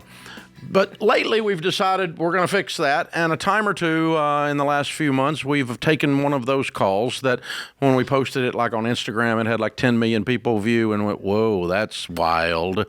And we go back to the person and go, okay, what happened? What did you do? So Jade and I took a call in November from a guy. And, well, I'll just let the clip explain it. We're going to play the thing we ended up posting on Instagram. My fiance does not quite know what my net worth is. How do I tell her fully? And then my lawyer says I pretty much have to have a prenup. Well, your lawyer's not in charge of your life. It's number one. Lawyers give advice. They don't tell me what to do. And then I decide if A, that I want them to be my lawyer anymore, and B, if I'm going to take their advice. They don't get to tell me I have to do something. You're not the boss of me. Mm-hmm. Now, so how in the world do you get engaged and have never told her? You should have told her before you got engaged. I agree. She knows I'm worth a decent amount. She just doesn't know the full amount. What is the full amount? Close to $20 million. Wow. And you're telling me there's no signs that you're a 20 millionaire? There's signs when you're a 20 millionaire, Dave. Come on. Well, there can be. I don't know. There's some of these people, they look like no, there's not always a sign, but and then other times there's a sign. So there we go. So we said, okay, the lawyer's right, even though he was a bit bossy about it. You probably do need a prenup. And we said, you probably need to sit down with your like as soon as you hang up the phone with your fiance and have the conversation. And we wondered, how'd that conversation go? Yeah. I mean, if you're the fiance and you get here suddenly, do you go, wow?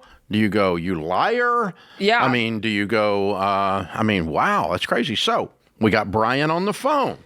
And Brian's in Minneapolis, and this is the guy we talked to and just a little while ago. And the clip we just played. Brian, how are you? Better than I deserve, as the saying goes. I've heard the rumor.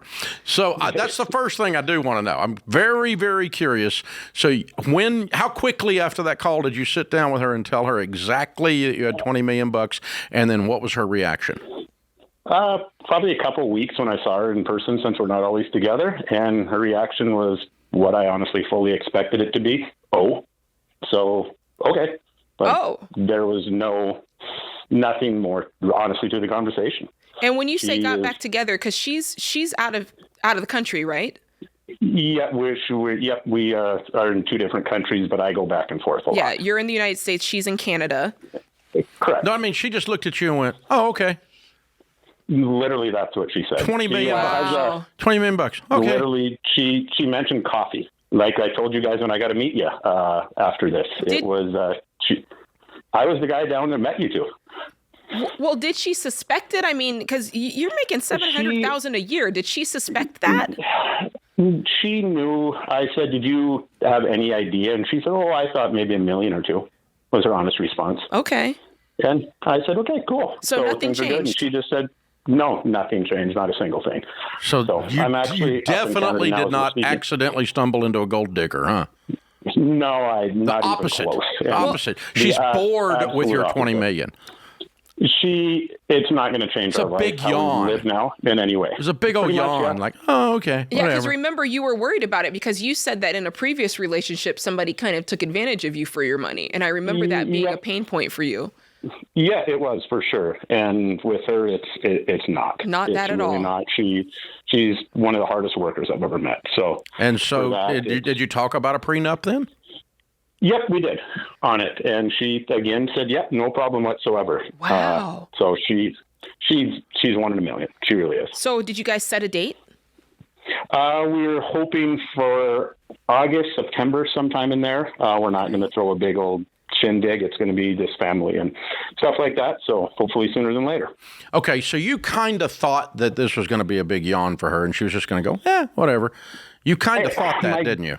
Yeah, my gut told me. But some percentage of you, when you sat down, was a wee bit worried. What percentage? I wouldn't say more than 5. Okay, all right. Honestly, so you know her pretty good then.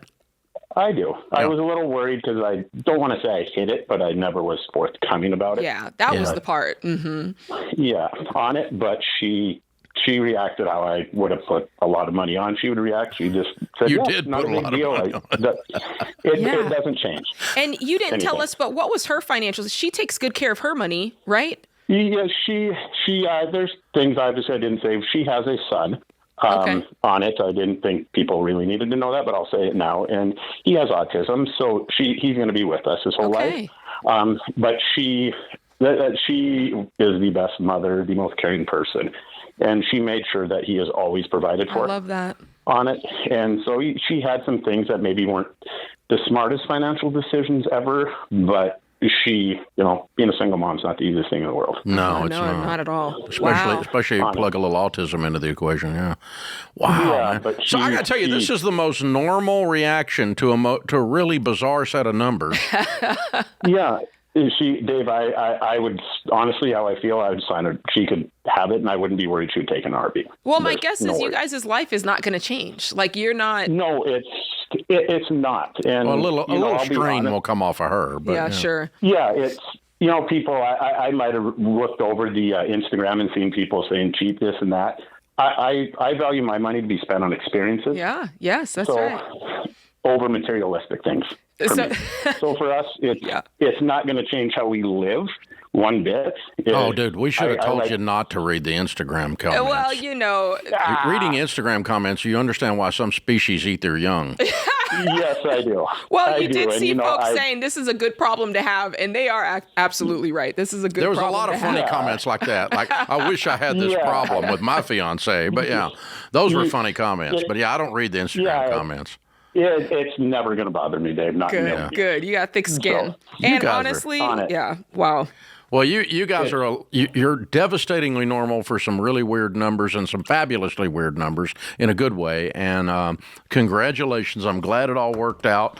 Thanks for giving us the update. I appreciate you coming back on. Yeah, and we will actually see you. She wants to come next time I come to Tennessee, so we're going to stop in. Oh, I love that. I'd love that. Great. Come on in. We'll buy you a chocolate chip cookie and a cup of coffee. Yes. Oh, I love the follow-up. That's so cool. And by the way, if you are watching and you've called in and shared something and you want to follow up, give us a call. Tell us. We want to know. If you're interesting, we'll put you back on. But I mean, if it was just boring, we don't want to follow up with your boring call. That's true. It needs to have 10 million views. 20 million did have 10 million on your Instagram. Yes. Yeah, I don't even know what mine was. But, oh my gosh. Wow. Crazy. So it just goes to show we give advice, and sometimes it can make you feel a little out of your comfort zone. It can make you feel a little bit like, oh, I don't know if I want to do that. But there's a rainbow on the other side of this. Like if you follow the advice, it might feel a little uncomfortable for a moment, but usually it's a happy ending here. Well, when it comes to finances with a person you're going to spend your whole life with, your spouse, your future spouse, 1,000% transparency is the only possible equation. There's no other possible answer. Well, I don't tell them about that. That's lying, okay? The Target bags under the bed are not cute, Oprah, okay? It's not cute. And so we're not. If you have to hide your Target purchases, gentlemen, if you have to hide your latest firearm purchase in your business P&L because you didn't want your wife to know what you spent on that gun, that's lying. That is lying. Okay. Yeah. Can you tell I have discovered that a time or two coaching? I didn't do that. Detailed. I didn't do that. No, I didn't do that. But I have witnessed guys, particularly guys that own their own businesses. They manage to that's sneak a good it one. on through Slide on the P&L. Slide it under the bed. Slide the Target bags under the bed, and there you go. So yeah, it's the cleanliness of honesty. The cleanliness of integrity is it's essential to wealth building, and it's essential to high quality relationships. And Brian sitting down with her and her going, okay, I kind of figured, but I didn't think that much. But cool, whatever. You gotta love the lady, man. Yeah, what a wonderful. cool lady. Wow.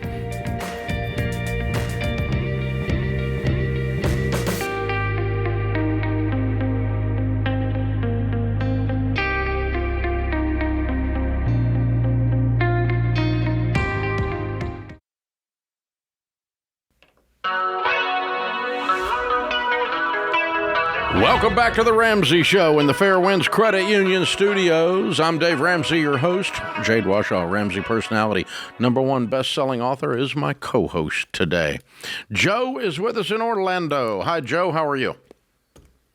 Hey, Dave. I'm doing good. How are you? Better than I deserve. What's up? Thank you for taking my call. I appreciate you and Jade. Sure. Thank you. How can we help? Thank you. So, I have a financial dilemma, and I hope you can provide some direction on it. So, my wife and I are both 38 years old. We're blessed. We make, in the last 4 years, every year we made around $1.1 million with our W-2 and investment income. Now, since last 4 to 5 years, we are paying approximately $300,000 to IRS in taxes. So this year, I decided to consult with one of those tax advisory firms, and they recommended, hey, we can add you in some kind of a business program where you can take a debt of $550,000 and call it $85,000 as a initial investment, and then the rest of that, you can put that in tax write-off, and then you can claim, you can deduct that from your overall tax payment from it. So I wasn't sure it's a good idea to take a debt to save taxes, so thought I should ask you. Okay, the only write-off is the interest on the debt, correct? Well, yeah, that's pretty much they were saying. Well, they were saying that if I'm taking a $550,000 worth of debt to invest in a business, I can use the $450,000 worth of money as a deduction as an investment in the company, as for a new Trump bill. Okay. Do you own a business? No, I don't, but they're saying they can add me as an investor. I have no idea what that business is as well. So that's why I was like, I have no idea about the business going to be. Is it going to be profitable or not? But they're claiming that hundreds of thousands of high-paying taxpayers do that. So I was like, I don't know. I'm not sure about it. Okay. I'm sure run away from these people as fast as you possibly can. But let me, I'm going to guess at what they're trying to do because I can't tell. Normally, if you own a business, you have a write-off. If you have a debt, you can write off the interest as tax deductible as an expense of doing business. Okay, but the interest would not be $450,000 on a $500,000 loan. So all I can figure is they're doing some kind of Section 179 write-off, which you can do in business, and I take that in our business here. But the problem is if the business fails, you still have the loan. Yeah. And you got the write-off, but you've got the loan, which means that and so, another way of looking at this is if you had $550,000, would you invest $550,000 cash in this in order to get a $450,000 write-off? Well, obviously, then you have a net of $100,000 invested in a business that you don't know anything about. Well, we wouldn't even do that. Right. Much less have the debt around it. And so their explanation and their process. So here's let me backtrack just a minute. You're making incredible money. What are you doing for a living that's making this kind of money? Yeah, so I'm a AI architect, so I enable AI. Okay, good for you. Well, awesome. I'm so happy.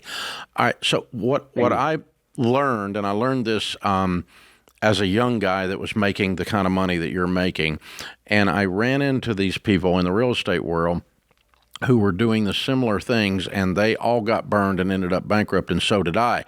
I didn't end up bankrupt for the same reason that these people are going to cause you to have problems. But here's the principle that I learned at the time.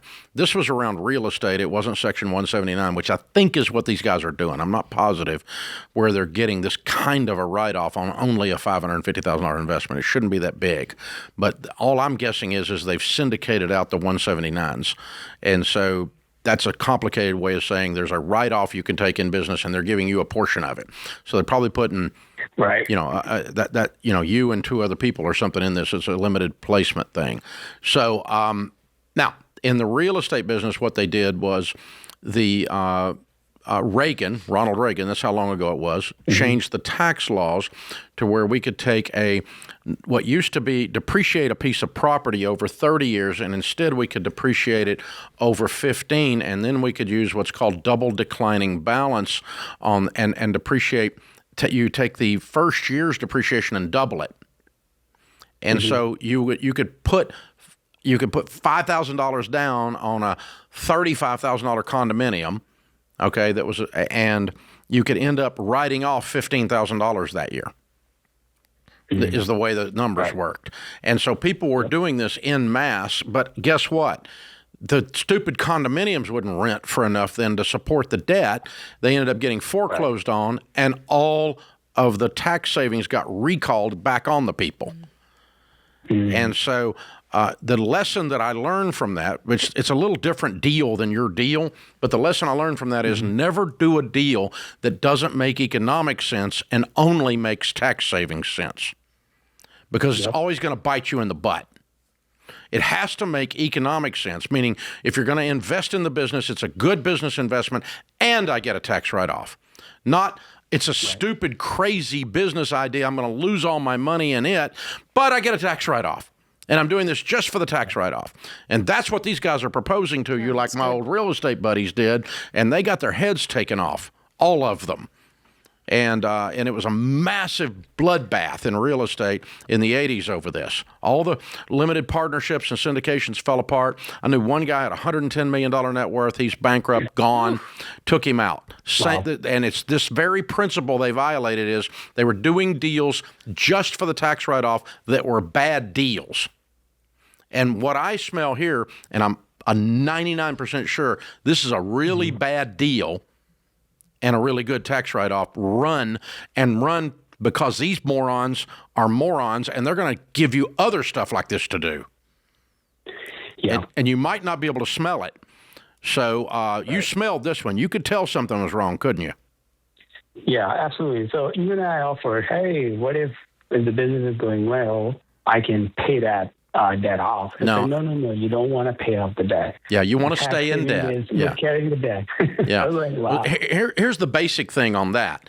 If you have $100,000 in debt in interest payments, you can write $100,000 off.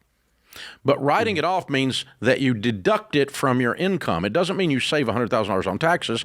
It means you save 37% of $100,000 on taxes. So you put out $100,000 to the bank in interest, and it saves you $37,000 on taxes. Well, that's trading a dollar for a quarter. That's stupid on a sixth grade level.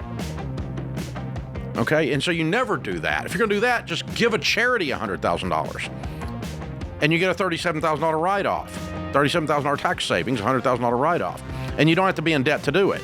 Run from these guys; they're dangerous.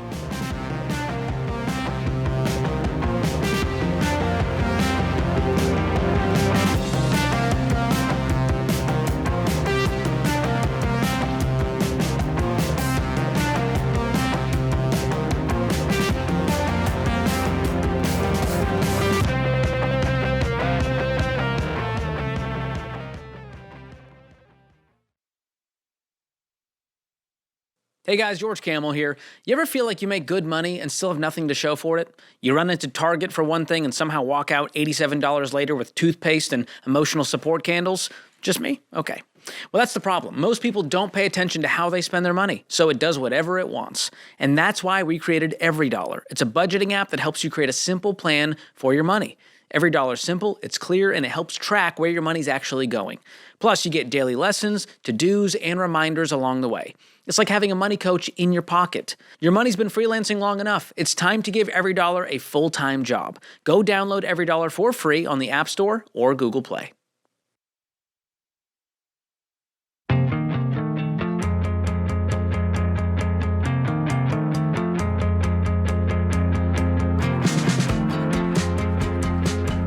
Carl is in New York City. Hey, Carl, how are you? Hey, y'all. How's it going? I hope you're doing well. Thanks for taking my call. Sure. I'm 29. Hey, I'm 29. I live in New York City. Just signed today, making double what I was making at my previous job. Great. And Congratulations. What are you making? Thank you. Starting off at 85 salary and hopefully 95 after 6 months. Good. Good for you. Appreciate that. So the car question, it's a car question.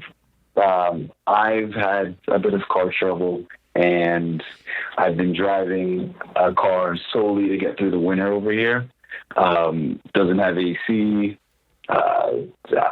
all these different things.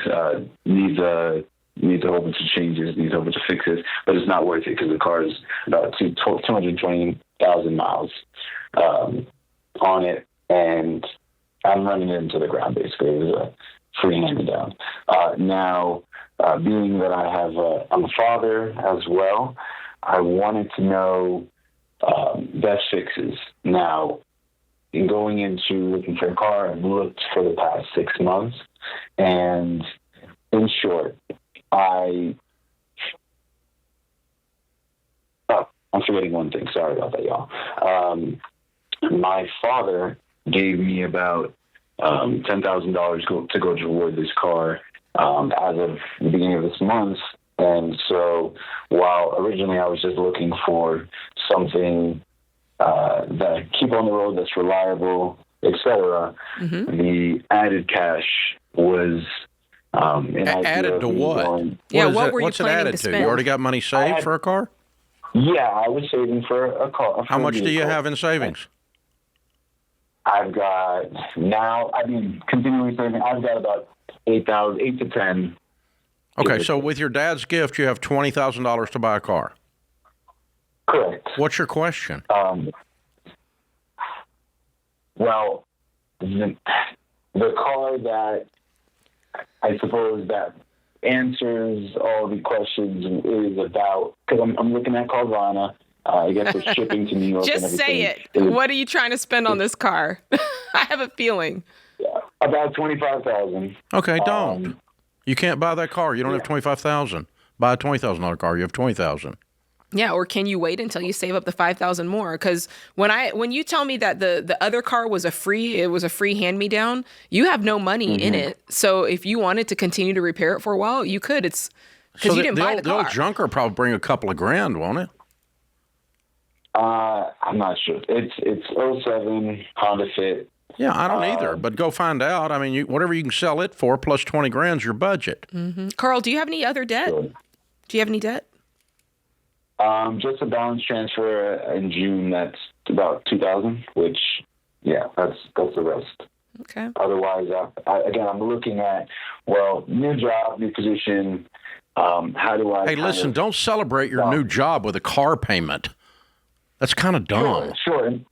No, and that's not the intent. Well, it's what you're doing. You think, I hit the lottery. I doubled my income. I signed up for 85 grand. Yeah. So I'm going to run down the car dealer and give them my freaking money. No, thank you. No. Time to be a grown-up. You did not hit the lottery. You have 20 grand and an $85,000 job and you live in New York City. You did not hit the lottery, okay? You can go buy a $20,000 car, not a dime freaking more, because you don't have a dime more. You do what you want to do, dude, but you called here. I got to tell you, there's zero chance you should have a car payment. You have plenty of money. You are upgrading so far from the hoopty you've been driving. Yeah. You ought to be dancing in the streets of that 20 grand, acting like you got a dadgum new Porsche. Or save up the $5,000 and pay $25,000. Just do it in cash. Absolutely, dude. Please don't do this. Okay. Please don't do this. So, Dave, let's talk about this because I'm dying. People are like, what are you saying? This man is buying a $25,000 car in cash. That's so countercultural. It's so abnormal. The majority of Americans have car payments, and they will have car payments their entire working career, right? Majority of Americans are broke. Exactly. So the correlation there is very, very clear. You look at the percentage of Americans that have car payments, and then you look at the percentage of Americans who are living paycheck to paycheck, and suddenly the whole equation makes sense. So we interviewed 10,167 millionaires when we did the Ramsey research piece on millionaires. You know what the data tells us? Tell us. The actual science, right? You know, what's it tell you? Okay, well, the science, the data says that when we interviewed millionaires, they say, what's the dumbest thing you ever did with a car or with money? I bought a car with payments. What's the dumbest thing you ever did? I bought a new car with payments. And when did you stop doing that?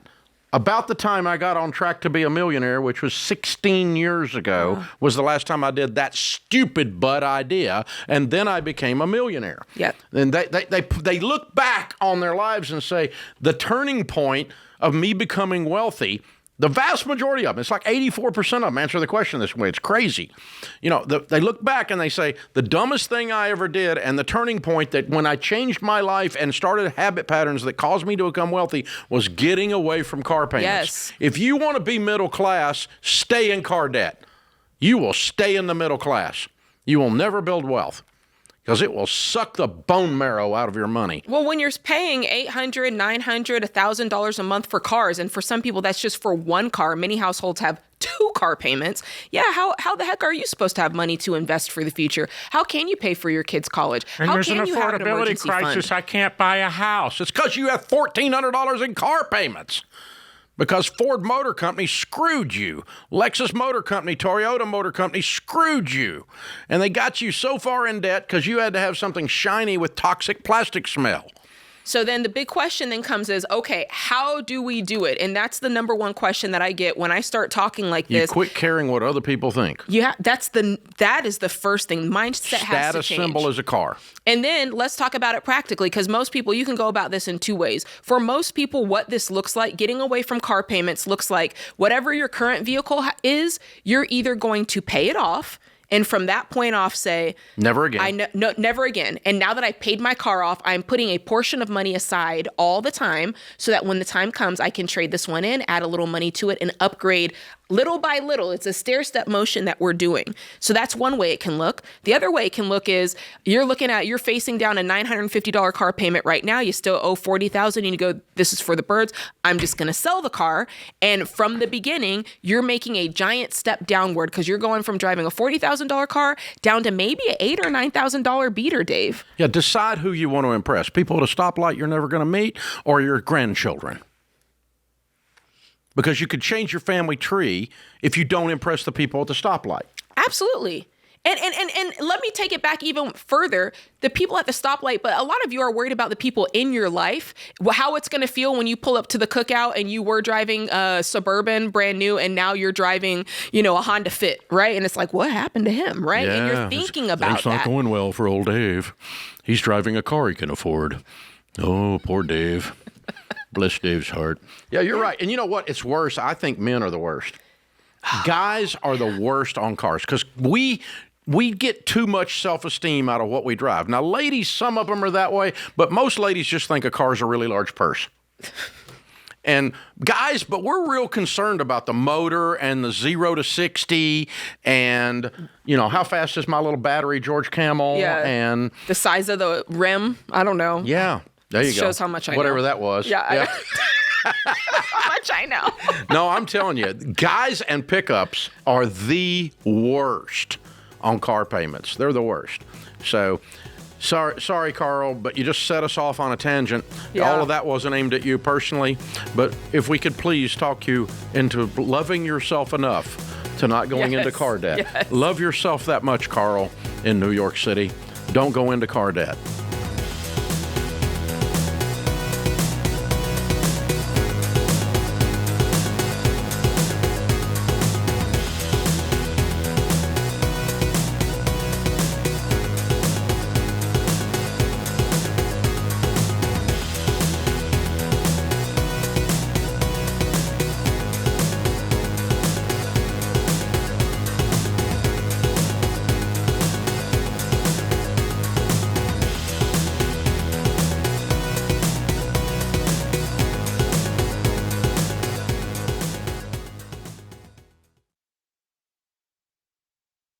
Listen, your home is your most expensive asset, and now you're ready to sell, fast and for a lot of money. But in this wackadoodle real estate market, one mistake could cost you tens of thousands of dollars. Here's the deal. This ain't amateur hour. You need a pro in your corner, someone who knows how to price your home right, market it well, and negotiate the best deal. That's where a Ramsey trusted real estate agent comes in. To find one near you, go to RamseySolutions.com/agent. That's RamseySolutions.com/agent.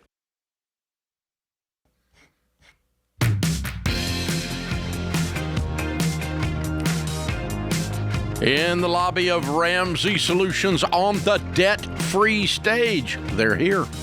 Arnie and Randy are here. Hey, What's Dave. up, guys? How are you? Hey, Jade. We're good. Hi. Welcome, welcome. Where do y'all live? Thief River Falls, Minnesota. What's that near? We're about 5.5 hours north of Minneapolis. Okay. No, that's not near it, but okay.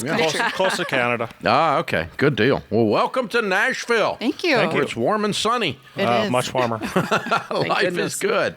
And here to do a debt-free scream, how much have you paid off? $193,000. Yo! Nice. How long did that take? 4 years and 9 months. Wow, good for you. And your range of income during that time? We went from $98,000 to $161,000. Very Wow, good. very nice. What do y'all do for a living? I'm a public works employee for the city. And I am a credit and collections manager. Wow. Well, great incomes. Way to go, guys. Congratulations. So, goodness, approaching 5 years here. You've been pushing on this, pushing the rock up the hill. Way to go. And $193,000. Was that your house and everything? Yep, we did it, knew Dave. it. I knew paid it. off our house. Debt-free out. You're weirdos. Oh, wow. Paid for house. Look at you. How old are you, paid for house people? I am 39. Hey. I'm 47. Wow. Way to go, you guys. Excellent. So what's this paid off house worth? About $325,000. Excellent. Excellent. How much you got saved in your nest egg so far, your retirement? For 430. Four something? Okay. Yeah, So we're creeping up on not it. far from being Baby Steps millionaires. We're really close. Way to go, guys. So proud of y'all. Congratulations. Okay, so how much of the 193 was the house? that was all the house. That's the house. Wow. Okay. Yeah. Yep. We had what's about $40,000 of Baby Step 2 debt. That Okay, we and then you tore into it. Okay, so 5 years ago, you must have run into Ramsey stuff. How did that happen? Yeah, so I actually saw a Facebook post. A high school friend was giving away 5 copies of Total Money Makeover. Just, wow. Hey, this book changed my life. No strings attached. The books were gone by the time I saw the post, but I downloaded it, read it in 48 hours. Uh-oh. And then I text him and was like, do you know Dave Ramsey? And yeah, I was actually ice fishing. It was middle of winter, and I had heard of Dave Ramsey, so I said, yeah, let's go for it. I had never heard your name. Oh, and you said, yeah, I've heard of this, and whatever you want to do, honey, I'm ice fishing. Yeah. Pretty much, yep. Mind you, in our financed fish house. Yeah. Got it. Wow. Right? Oh, I love it. So what does a fish house cost? So that one, I bought it for $14,000. Okay. And then full circle, at the end, we had about $17,000 left on our house, and I jokingly had said, "I'll sell the fish house, and if I can get what I want for it, we'll pay off the house, and then I'll just buy another fish house." So I actually listed it on Marketplace, and she didn't believe me at first, but she saw the post, and we sold it. It did sell. Oh yeah, I sold it. And then you really did do it. A month later, we drove to the mortgage office and paid off our. The fish house paid off the house. Yep. Yes. Oh, Completed wow. it. Yep. So I you like did it in person. You did the payoff in person. Oh yeah, yeah. So now you're going to save up and buy another fish house in cash. Yes. Yeah. Of course. Sure. Yeah. So how's this work? You slide it out on the ice? It's like a camper. Okay. It's a winter camper. You drive on the lake and we park and you drill holes in the ice and you sit in the warmth of the house so that you're not freezing while you're ice fishing. 3-4 days. Yeah, I mean, you're talking to a Southern guy who has no idea what you're talking about. Come right on now. up, Dave. Come to Minnesota. It's so Take you interesting. fishing. Sounds cold to me, but yeah. Well, no, he's in the fish house. He's there's a cozy heater. and warm. Yeah. Congratulations, you guys. Thank you. So bottom line is, Arnie figures this out. Randy. Yep. Which one's Randy? Yeah, I'm Randy. Randy. So Randy figures this out and calls Arnie, and he's easy to get along with, and he says, "Go for it," all the way to the point that he sells his fish house and pays off your house at the end of the story. At the end of the story, but it's a long 5 years. Yeah, it was the end of 2020, and we're at that $98,000, and it's like, man, we make a lot of money for northern Minnesota, and like, where is it all, right? And then I read the book, and I dug in, and I'm the nerd, and spreadsheets, and where did all of our money go? And just figuring out, man, we spent $700 during COVID on eating out in March of 2020. I'm like, we couldn't even go inside a restaurant. How are we spending that much money? And had you avoided debt up to that point? Or were you just kind of dabbling in it a little bit? We had regular consumer debt. We had our vehicles and the fish house and, a it was about four-wheeler. $40,000. Okay. Yeah.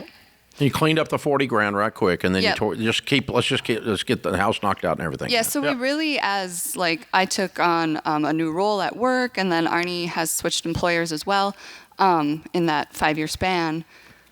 We just lived on what that minimum was in baby step 2 and just everything else to the house. Wow. Way to go. Wow. I mean, we did take our kids on vacation. Yeah. How does it feel to be completely free? It feels really good.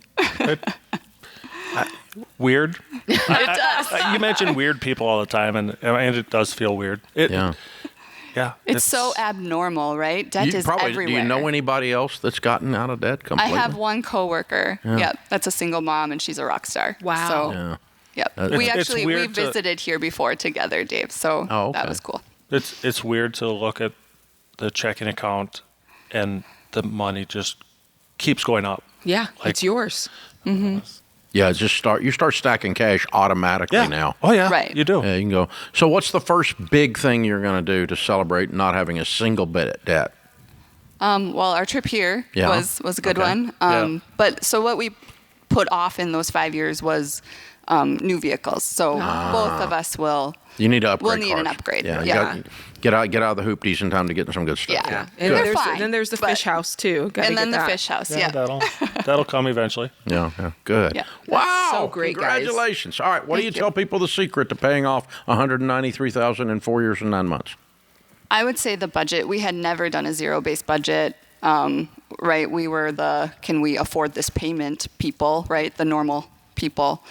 And And discipline. Discipline. To me is discipline. You got to keep your eye on the prize. It's a long time. It's a grind. It is a long time, 5 years. You know, we got kids, they want everything, and yeah, it's a grind. It doesn't seem possible at first, but it just keeps going, and eventually you're there. And If we had told you, Arnie, at the start of the process that you were going to end up selling the fish house to pay off the last bit, you would have told us we were crazy, wouldn't you? Absolutely. Yeah. Yep.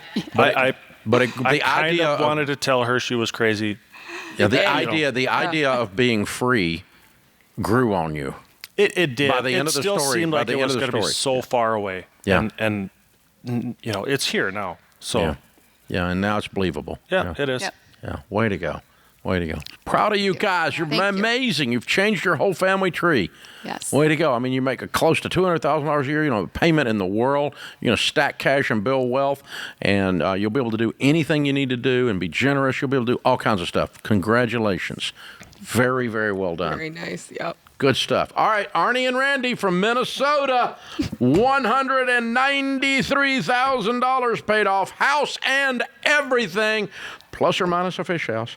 4 years and 9 months, $98,000 to $161 was the income spread. Count it down. Let's hear a debt-free scream. 3, 2, 1. We're debt-free!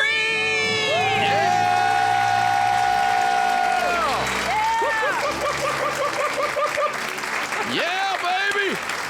I love it. that. That is so fun. So cool. Isn't it interesting that that there was some just watching his reaction when she calls. He's ice fishing. Yep. They already had a strong relationship. Yep. And he's like, "Okay, babe, Fine. let's do it." And I don't know if I think you're a little crazy, but let's do it. Yeah, I'm on board. That's where the whole thing started, though, was that they had this strong basis to start with. Wow, cool people. I love it. Very cool.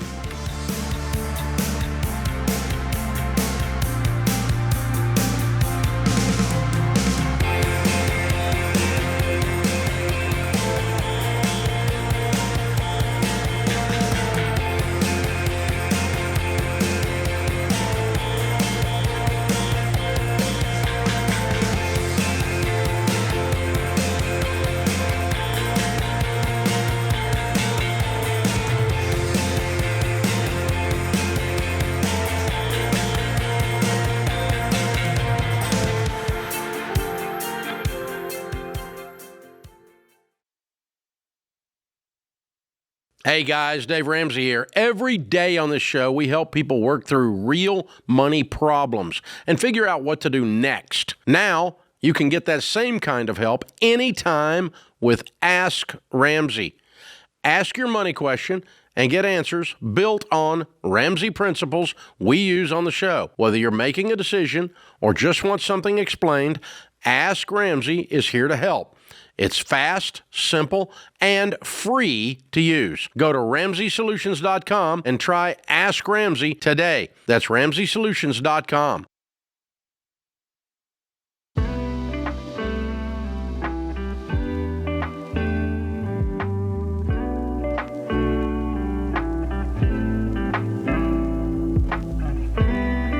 Our scripture of the day, Proverbs 12:3.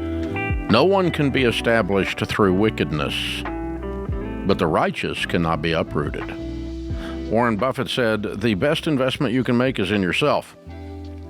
Jeff is in Detroit. Hey, Jeff, how are you? I'm good, sir. How about yourself? Better than I deserve. What's up? Well, so I'm 56 years old, make about $56,000 a year. Back in December, I had filed for a Chapter 13 bankruptcy. I was one of the 390,000 in Michigan that the state came after for back unemployment that they stated that I owed. I fought it. I won the case. That was one of the reasons why I was looking into bankruptcy, just in case they came back and said, yes, you owe this. I was already ridiculously upside down in a vehicle purchase that I had made about 4 years ago. Oh, a ridiculous amount on that still. I ended up dismissing the bankruptcy because when it was filed, the information was not filed appropriately or properly. And they came back and changed my payment from, initially it was supposed to be $439 a month for 3 years, and then they said, "Hey, wait, your numbers don't add up." Now it's going to be $700 a month for 5 years. I only have 3 years left on the car loan. I ended up dismissing the bankruptcy before it was officially filed. No, it was filed.